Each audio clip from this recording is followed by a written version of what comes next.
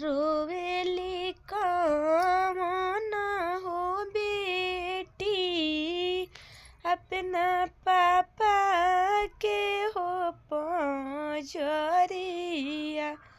हमारा के किंदिए पापा मोती के साड़ी अवरो सिल के साड़ी हो अवरो सिल के साड़ी हो। एतना बचन जब सुन ले कौन हो पापा नैना नीरवा डरे हो लगले नैना नीरवा डरे हो लगले ना। गरीबवन घर में बेटी हो जनमवा लिहलू कहाँ पाए में मोती के साड़ी हो कहाँ पाए में सिली के साड़ी हो कहाँ पाए में सिली के साड़ी हो।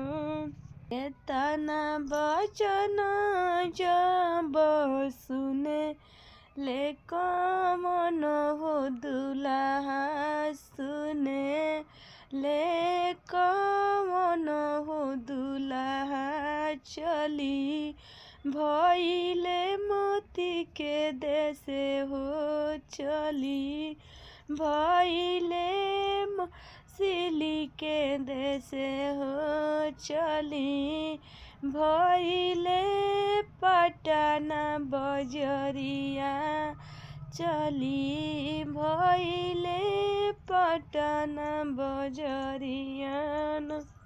किनी लिहले दुल्हा हो मोती के साड़ी अवरो सिली के साड़ी हो अवरो सिली के साड़ी हो।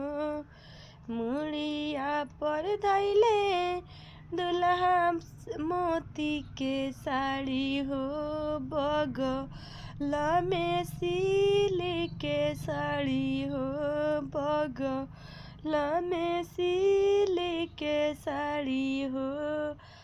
धइली हले दुल्हा हो ससुरारी रहिया धनी धनी करेले पुकार।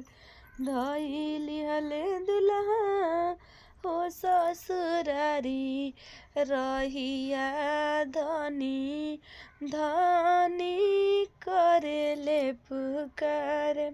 पेनिलना बेटी हो मोती के साड़ी जल्दी से तू हो जा तैयार जल्दी हो जा तू तैयार। एतना बचनवा सुनली बेटी के आमा हो नैना नीरवा डरे हो लगली नैना नीरवा डरे हो लगली ना। आजू के दिनवा बेटी हो ससुर जइबू आमा गोदिया सुन हो करबू आमा गोदिया सुन हो करबू पापा घरवा सुन हो करबू पापा घर।